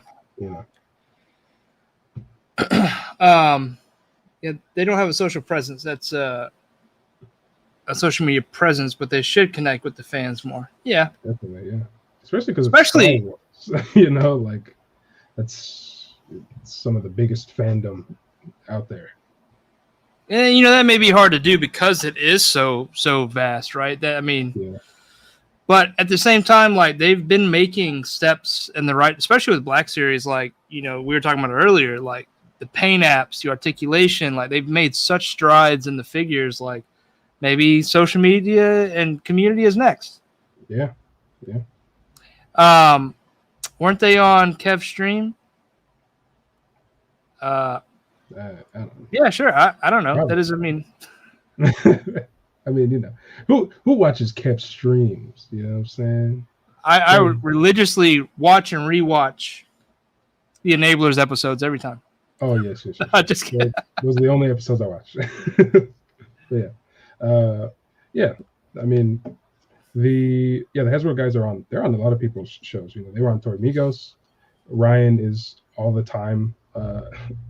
Talking with Kev about cards and stuff. Like, the Hasbro team is like tapped in, and that's why it feels like, they always know what the fans want. They always know like the thing that is going to get the fans hyped.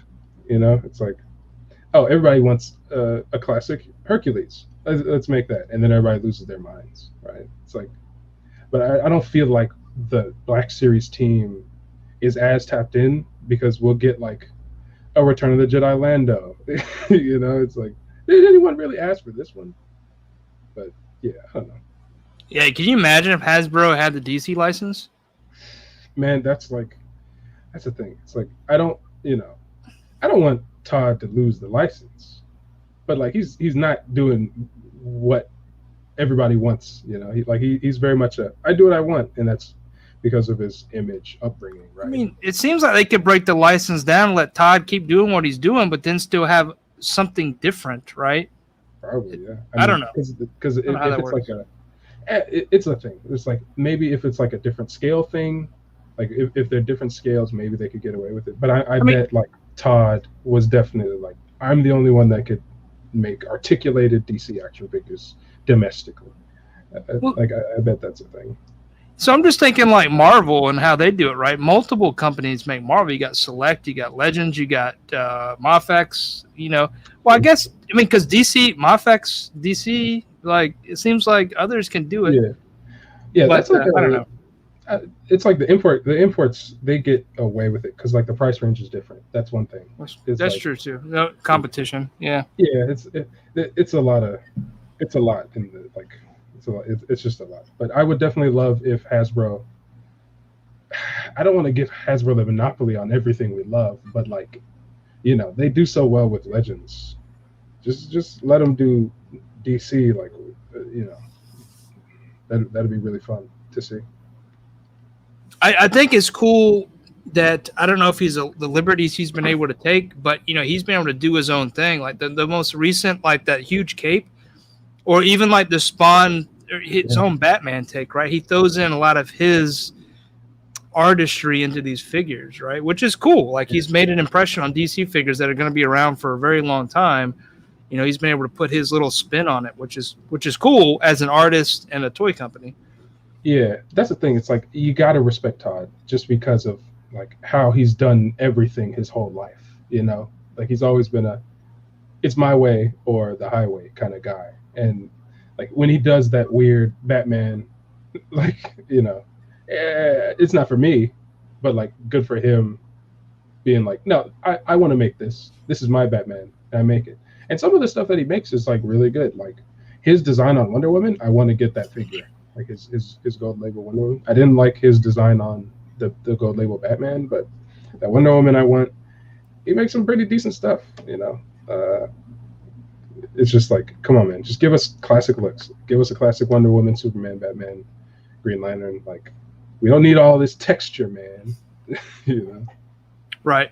Yeah. Well, maybe. We'll see. Yeah. Excuse me. So, Diorama. Yeah. I need to get the schedule. A lot of like Nico, like we talked about this when we first started talking about season 2. Like, he had dates lined up. But definitely, I got to go to the schedule and get everybody for the rest of the year marked up. So it's coming. Do apologize. You want to come on right after Nico tonight? Just kidding. Yeah. So what time is it? We're about 10:40. So I forgot to talk about this earlier. I do have a figure for tonight, and this is going to come from my collection. I ran out of toys from Toy Maestro and forgot to tell him. I told him yesterday. He's going to send more. but I pulled out something from my collection that's pretty minty for you mint on card collectors, or if you guys are customizers or just happen to really love the Green Goblin. This is going to be the action figure giveaway for this evening. And I tried to put it on Artman here instead of the rigaways. I was trying to get away from the rigaways, but I think we're going to do a spinny wheel. Is that what you're thinking? Spinny wheel? Yeah, because I was gonna have my own rig away. I was like, oh, give it to Maddie Bear, but that's my best friend, so like I'm not gonna do it. Yeah, just we'll do the spin. If you hadn't have told me, that'd have been fine. But now you told everybody, and I'm a man of honor. Or we just give it to Cap Libs because he wants it. Yeah, give it to Cap. I just wanted to make sure that Jay didn't get it because every time I enter into a giveaway, Jay wins it, and I'm like every time he wins everything. It's crazy. Like he's the rig away king. Like I don't know who he talks to rig everything. Yeah, he seems to claim he doesn't win, but he's always winning. I would agree. We'll make sure he doesn't win anymore on Diorama Talk this season. So let's do that. Let's do a spinny wheel. I don't know. What should we do? Let's just give it to Cap, and then we'll do a spinny wheel for something I have back here. I'll get up. All right, Cap lives. Yeah, hey, I'll get up. There you go. I'm gonna give this to you. Send me your address, Cap. I'll send you that and some stickers. And we're gonna do another giveaway. That's a surprise to me.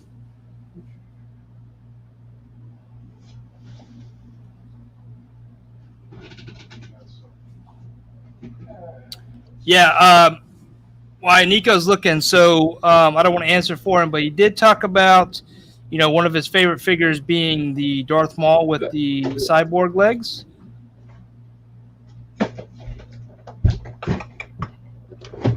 All right. So I have like a closet full of figures, but so there's two options. We can either go the new Walmart Cap or movie Venom, since the second one's coming out and stuff. So which one are you thinking? Either one. You want it to let the dealer pick or the winner? The dealer. Sure. The winner pick. We'll let winner pick. Yeah. All right. So we'll give you guys what we'll say at 10:50. You guys can opt in. I'll pull your names from the live chat, so you guys got to be active in the chat, and then we'll do a spinny wheel. So get in here, tell your friends, share, whatever. Hopefully you guys have been here the entire time, and we'll pull your names from the participant list at 10:50. So until then, there were some questions that came up. Made 1979 Customs. What's up, dude? He asked about your favorite custom. I was telling him that the Darth Maul, the cybernetic legs, was probably the one that you would say is your favorite. Yeah, and then a runner-up would probably be my Isaiah Bradley. That's another one where it's like that one has a long history because before it was a cap. It was just a regular cap. The scales were like that was all scale detail. I put that together. That's enough. Yeah, like I rolled out a really thin roll of epoxy sculpt, and I cut it up into the little scales, and I put it together on like the cap wolf body, and it was an aggravating process. Like it was the worst, but I really liked the result. And then Hasbro, like a few months later, was like, "Hey, you're getting the 80th cap with scales," and I was like, "Ah, damn." So I was really upset at that. And then I thought, oh, let me make an Isaiah, because I picked up the Truth red, white, and black story, and I read it, and like that was like it was just crazy to read, because like the art's not great on that story. Like it's one of those stories where the tone and the art don't really match, but just the story that it tells is really great. And so I wish that they had like a program where they reproduce stories with better art. Yeah. But I love that story so much that I was like, need to make an Isaiah. And I did. I slapped together a Marvel Legends Drax head and the Ultimate Captain America head. Slapped them together. Used a Iron Fist bandana. I cut the bandana off of Iron Fist head, painted it all up, and then painted the arms brown. And I called that a day. That's my Isaiah.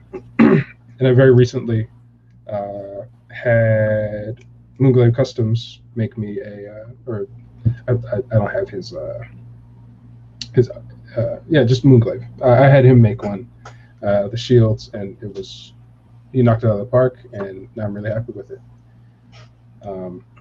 So Isaiah, very long way of saying Isaiah Bradley is one of my favorites as well.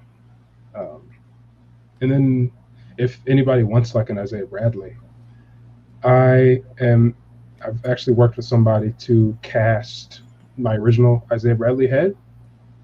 And so we're getting the ball rolling on that. And I'm going to just provide casts of that head for cheap and then print up the shields. If you want painted ones to just pop onto your, whatever cap you have, like by all means, I can do those. But I want to provide very, very cheap, like a 2-pack basically, where it's the shield and the head.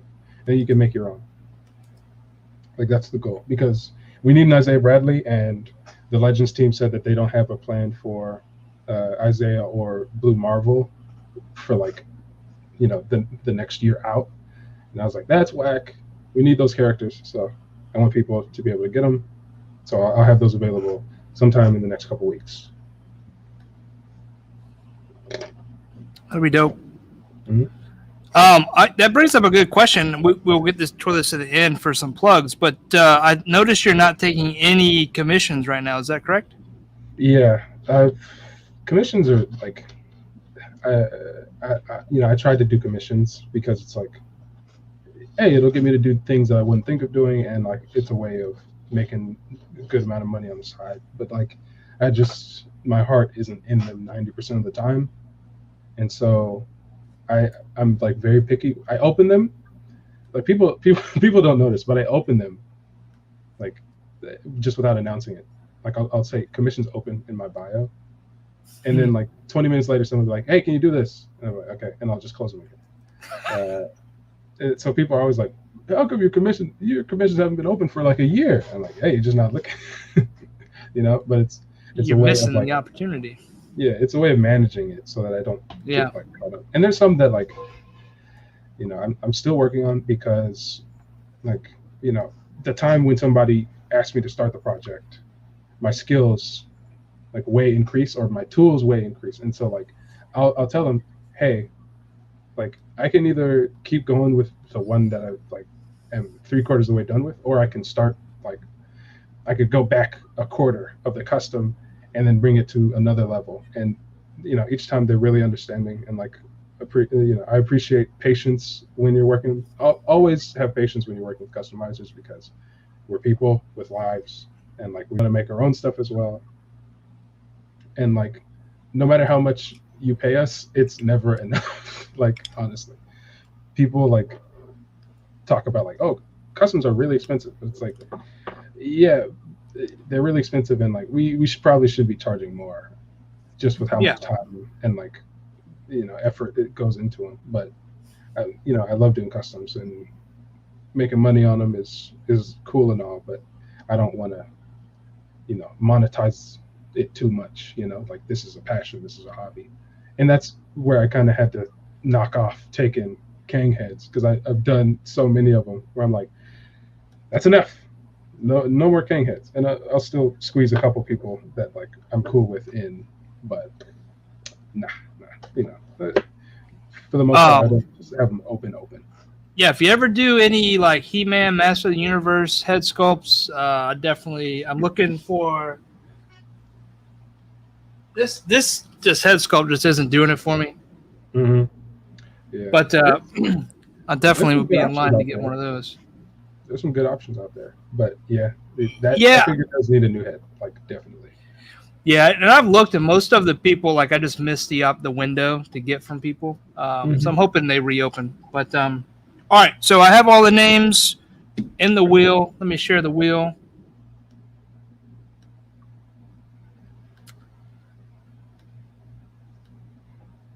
All right, can everybody see that? Is it big enough? Yes. All right. All right, so this is going to be winner's choice. The new, is it cap?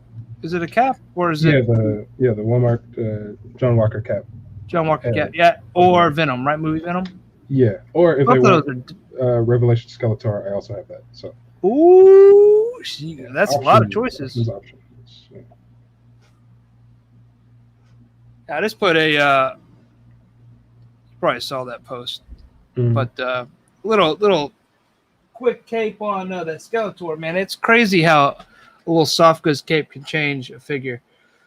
Toying around. You waited too long to opt in? Are you not in here? Kev is disqualified. Way too long.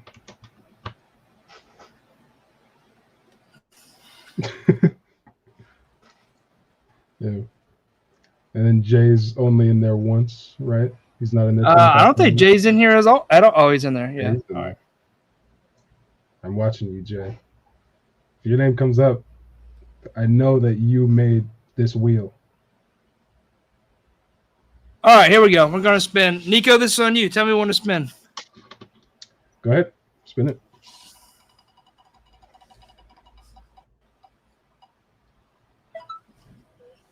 Southern Symbiote, you're out. Tragic. Hey, and for all those that may be new to the channel or new to the show tonight, if you don't mind, if you can do us a favor, if you can hit that like button and hit that subscribe button so you don't miss any more artists in the future, that'd be awesome. Queen Geek, you are out. I hope you are safe. I know she's down in Louisiana, and that storm coming through wreaks some havoc. So, yeah, hopefully she's safe. Hopefully everybody down there is safe, and I got people in New York as well. Exactly. So it's getting crazy out there. Hope you're all doing Jay, well. you're out. Let's yeah, go. hopefully these fish can bring some positivity back from these natural disasters. Soul Brother, you're out.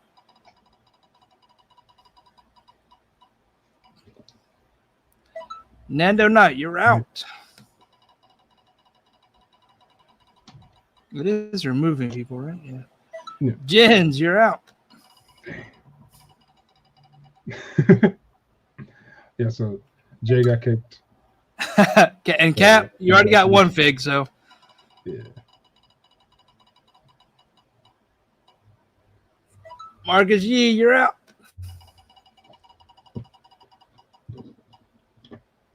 Oh, going around, you're out.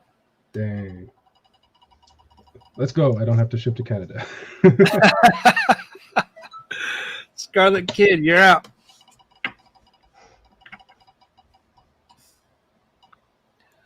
Oh, Dark Clueless, you're out.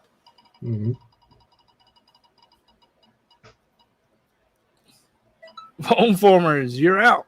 Thanks for playing.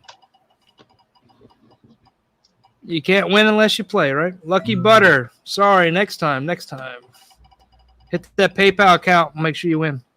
Come on now. Pure Soul 81, not this time. No. Oh, Plasty, you almost got out. He said he wants a Skeletor, so let's see. 796. Dance Studios is out. Makeup Studios, huh? Hey. Toy Malarkey, you're out. All right, I think we're down to like final 6. Is that right? Yep. Oh, Romo.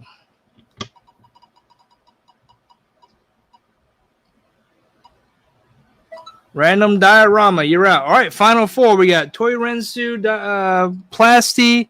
Oh, I can't see the other 2 names. Star Marvel and Cerebral Deep. All right, Toy Rensu, you're out. This is when Plasty starts sweating. Oh. Sorry, Plasty. All right, final 2. Star Marvel and Cerebral Deep.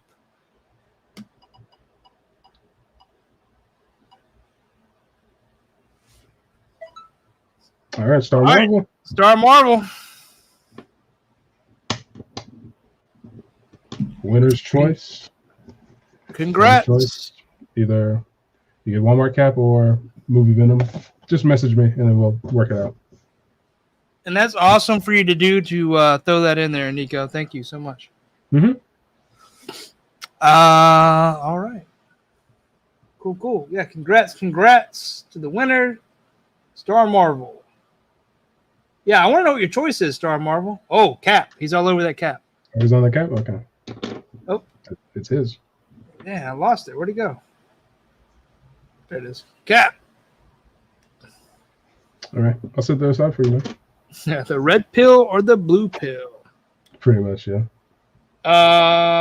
Cool. Again, thanks for everybody that played. Thanks for coming out, checking out the live. The only way to win a figure is to be a part of the live stream and a part of the the community and talking over here, during the show. So thank you all for coming out and doing that. Yeah. So Nico, what's the plan? What's the plans for the future? Anything you could talk about that you're going to start working on here soon? I'm putting together my original Mando, so basically just a figure form of the illustration. That's like my logo now. I'm using, I have it like right here. I'm using the Win Wu figure because like the costume looks way different in the movie. So I just said, screw it. I'll get another one and just customize it, but use this body for my Mando. I shortened the boots on him, and I got to rework the arms and shoulders and stuff. But there's that. Keep an eye out for those mask heads, and then the Maui. That's like gonna be my new mascot. It's gonna be like my Odious. Like I'm totally biting Wade. I've had this mascot idea for a long time, where it's just I've always loved the image of Ben Grimm with the trench coat and the shades and the fedora, like like he's hiding from anyone, being big, orange, and rocky. But like, so I love that. I love that kind of image so much, but I wanted to make it my own. So I figured, what if I just put the Maui in the place of the thing? And that's like my favorite emoji. I use it all the time. And so that's going to be my mascot. So I modeled just a plain head. I modeled one with shades, and then I modeled one with shades and a fedora. And I fit it for the Mezco Gomez body. And I got a trench coat for him. And also, there's like bubble blowing variants of each of those heads. So that's going to be a fun little thing. So yeah, I'm going to work on that. I have some heads to paint. I got to figure out a name for them. And I've got some stickers on the way. So that's going to be fun. I'm gonna send you some stickers because I've been meaning to get you some stickers and stuff. Yeah, I'll trade with you. Yeah. But yeah, I mean, I'm always gonna be doing something. It's like even if I don't post very frequently, I'll be working on something, and you guys will know about it, and hopefully you'll like it. I mean, Cool. Yeah, that sounds exciting, and I'm definitely looking forward to those head sculpts. Those are unique, and I definitely want to get something from you. So I'll be on the lookout for anything new that you put out. Cool. So when do you excuse me, hold on. When do you think that stuff will start rolling out? Next couple of months? Next year? I mean, next couple of weeks. I mean, I'm always thinking like just one step ahead. It's like that should be ready in like a couple of days. Like right. And then when I inevitably finish that thing, I run into, all right, I have no more ideas. So but I always come up with something new. That's why I read. That's why I watch movies and TV. I'll finish this Red Sun Superman and I'll think of another Superman I want to make. It's always something. It's always something. Never. Oh yeah, that's a good point. When you hit those lulls, go experience life and pull that experience back in for that creativity, right? Yeah. Tap into something. Nice stickers. Yeah, I'll throw on the sticker for you, Star Marvel. You get one. Yeah. It looks like everybody's liking the custom head. That'd be cool. Shout out to the lurkers. Oh yeah, Lurker Squad. Yeah. Shout out to everyone because like this, I was always kind of like I've always been a lurker in like the community, you know. Like I watched the ACBA podcast, never once posted in the Facebook group. I never dare because they'll tear me to shreds. You know, same thing with you know, for the longest time I didn't post my customs. Like I was just I was on the Figureome site, and then I'd watch other people make cool stuff, and I'd make stuff myself, but I'd never post it. And then eventually I just figured, hey, let me make an alternate Instagram and then just post my stuff. And here we are now, like 7,800 followers later. And I've met some really great people. Everybody in the Tuesday crew has been like phenomenal. Everybody's great in there, and they're all homies.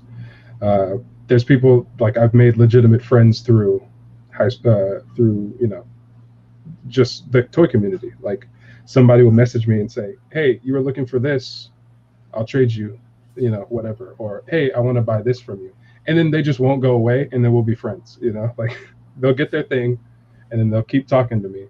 And then years later, we're on Discord calls and like watching movies and stuff late night. Like I was supposed to be watching GCW with my boy Jesus, but I had to be here as well. So immediately after this ends, I'm going to go hop in that Discord call and watch people hit each other with light bulbs and stuff. But yeah, just shout out to everyone, you know, like everyone in the community inspires me in some way. And, you know, they made the hard year that was 2020 and 2021 like that much more bearable. And you know, you had a part in that too. Like I loved, you know, Diorama talking, just such a positive impact in the community. Like what you do, what this show kind of stands for, I really appreciate it, and I appreciate you having me on. You know. Oh, absolutely. Yeah, and a few things about that, and I'll go back to your first couple of comments about, you know, your first post, and it could be very scary to put yourself out there, right? Like even me, like I was under an alias and still am, like High School Creations. Like I was too timid to put it out there with my own name attached to it, and it could be very scary. But I will say that even though, you know, the following is high, but not only that, it's the support on the post, right? You're talking about 3,000 or 4,000 likes on your post. So not only is it a following, but it's the engagement from those supporters that's very high, and you know that's very positive. So yeah. That's awesome. But yeah, you got a show to get to. Go hang out with some friends, watch some people slam each other around. So we're about 2 hours in, which is a pretty healthy time. It flies by, dude, doesn't it? It's like definitely. It's like we just started. Yeah, right. It's hard to believe it's been like a couple hours. Yeah. But yeah, we'll let you get to it. I appreciate it so much, taking the time out to do this, to come talk to us, you know, answer questions, open up yourself to everybody. That's really cool because some people, you know, it can be intimidating, right? Me, myself, struggle. Like I couldn't talk in front of 34 people in public, but I can do it just fine when it's just me and you and, you know, people in the chat. So this is an awesome format, and I would agree. Like 2020 was rough. 2021 is really, honestly, no different. But the positive thing is, I think it brought the community together because all these live streams have made the world feel smaller than what it felt like just 2-3 years ago. Yeah, absolutely. And it's awesome. I have a whole new group of friends that I didn't have before because of you know this type of platform. So it's awesome, and I'm really thankful for everybody I met, people like you, and everybody in the live chat tonight. Thank you so much for supporting us and the artists that come through. So, yeah, dude, thank you so much, and we'll say our goodbyes. But if you want to hold out backstage, we'll talk a little bit more, and then I'll let you get out of here. But that's going to be it for tonight, guys. Please give a big thank you to Nico, Artman Customs, for coming out and talking to us tonight. And big thank you for that surprise giveaway. That was definitely surprising. So that's amazing to do. And I can't wait to see what else you come out with for the rest of the year. I can't believe it, but it's already September, dude. Year's almost gone. Yeah, right. So, but anyway, guys, we're going to get out of here. Have a great night, great weekend. Enjoy Labor Day, long weekend. And we'll see you back next Saturday. I honestly don't have anybody scheduled. So now I got to reach out and get that schedule official.